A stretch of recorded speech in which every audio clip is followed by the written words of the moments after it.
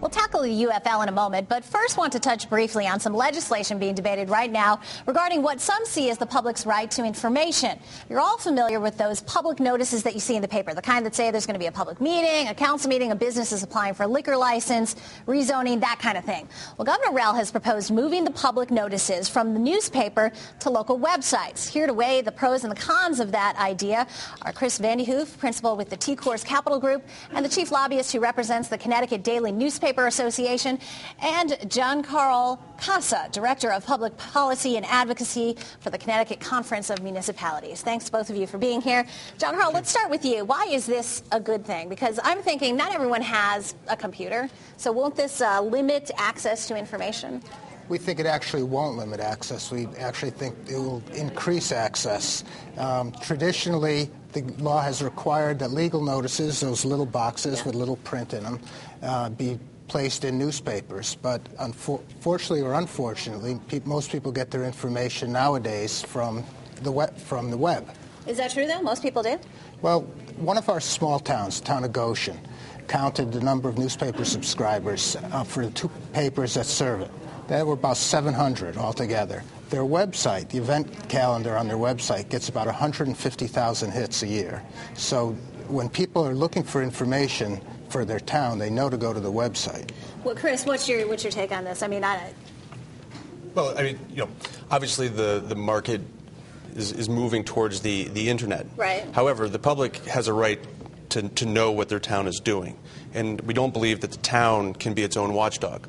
A newspaper is a third-party, independent sort of overseer of these public notices. And when something's published in a newspaper, it is forever in a newspaper. If something is published in today's Hartford Courant, a legal notice is in today's Hartford Courant, it is forever put in today's Hartford Courant. And we are concerned that the public may lose access to these because not everybody has a computer. That's an interesting story from the town of Goshen, but not everybody has access to these things via internet. Right, and I'm also wondering if that's 150,000 individual hits or if it's the same 200 guys always hitting the computer. But there's also a money issue to this, right? There's a money savings and a money possible loss. Talk about that. Yeah, absolutely. It is a money issue. It's a question of revenue for the newspapers, but that revenue is coming at the expense of property tax dollars. For some communities, larger communities, it can cost something like $150,000 a year just to post these legal notices. Now, they're in the back of the newspaper. They're small. The only people who really read them are people who know to go look for them. And that part of the constituency is the same part of the constituency that is going to know how to go on the web, and they're going to know how to find the legal notices when they're posted. All right. Well, real quickly, Chris, we can't argue that towns need money. Everybody knows that Connecticut towns are struggling. But the cynic might say, well, newspapers are just worried about losing money for these postings. There's absolutely a self-serving interest in this, and newspapers are not. We don't shy away from that. That is 100% true. However, it isn't just paying newspapers. Those newspapers provide a service here, and they're providing some oversight for the town. They're providing access for their residents, and quite frankly, the newspaper industry is struggling. Yeah. And if these legal notices were to be taken out of newspapers, that could potentially mean jobs in newspapers, and every major newspaper in the state would be severely affected. Interesting. Well, it's an interesting topic that we're going to follow. I appreciate you guys both coming here to talk about it briefly tonight. Thank you. Chris Vandyhoof for the CDNA and Giancarlo Casa, Director of Public Policy and Advocacy for the Connecticut Conference of Municipalities.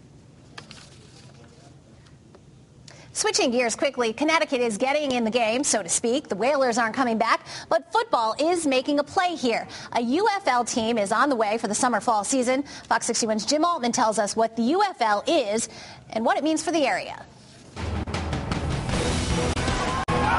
The UFL. Right now that stands for Unknown Football League. The hope in East Hartford is that's going to change. This has been a vibrant football city. It's been overlooked many times. What some may think is a fourth and long shot proposition is coming to Rentschler Field, the United Football League. Windsor native Michael Hugh is the commissioner. My roots are deep here, and I've been rooting for Connecticut for a long time and for Hartford, so it's real special for me because I felt that Hartford always deserved pro football. It's a 6-team, one-year-old league comprised of either NFL hopefuls or, wash-ups. Governor Rell says getting in the game is good. It means keeping and growing jobs, as I said earlier, and increased business activity. and that's a winner no matter who's on the field. The plan is for 5 home games this season at Rentschler Field, and take a look around. There are 40,000 seats here. So legitimately, what does this new league expect to draw here? Paul Doyle is a sports reporter for The Current. It's hard to say, he talked about filling the place, 40,000 people. They have trouble doing that for UConn games, if depending on the opponent, so that would be tough. But, they could get up double digits, and I guess it's 15, 20,000, Paul? I think so, yeah.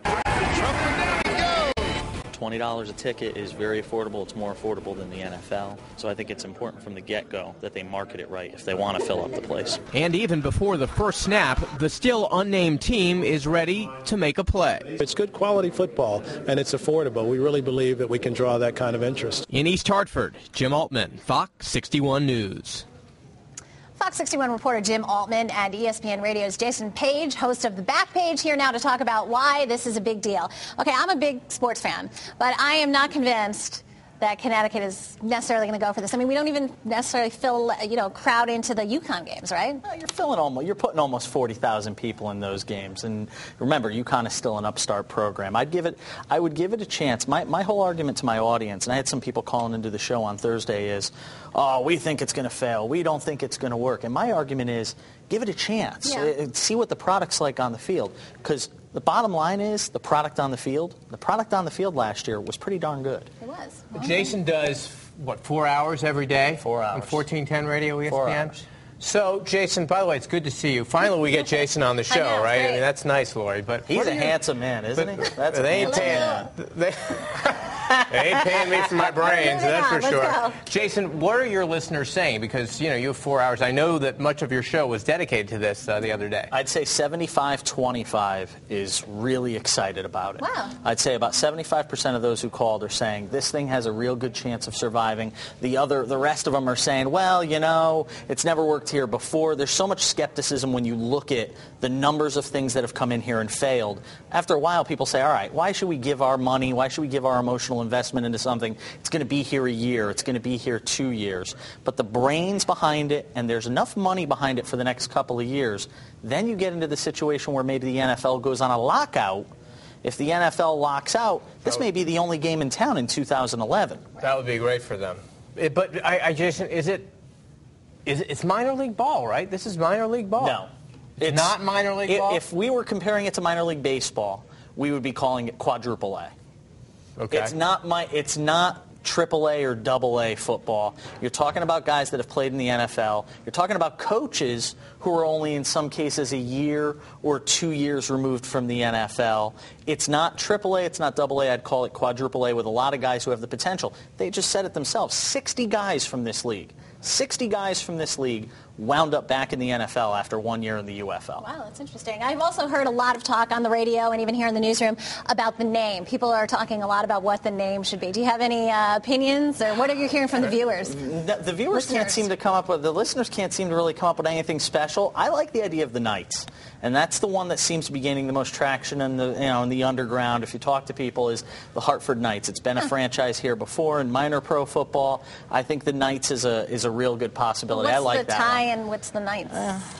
What's the tie with anything? What are you going to call it? Hartford what? Colt something? I don't know. The Hartford Colts. That's already taken. Yeah, Lori. that's already taken. You got to come up with something that hasn't already There's been this team in Indianapolis, formerly in Baltimore, who are called the Colts. Right. So that's trademark infringement. Okay. There's minor league baseball teams called the Sand Gnats. I mean, there's people have run out of creativity for names. I like the idea of the Knights. I think it's something that's catchy. I think it's something that can work. I'll go with that. And the audience, the viewers, the listeners, all get to ring in on perhaps what that team name is going to be. Yes, and that's something that it should be at the UFL website. If it's not already, UFL-football.com is the place to go, and I think you can. I think they're going to put up 4 names, and you're going to have the opportunity to vote on those 4 names, and I'm sure the Knights will be one of them. Wow, that's interesting. So you're going to be talking about it a lot more on the back page? We are, as they get, and I've told them, and part of the media, I'm sorry, and I've said this on the air, and some people took umbrage with it.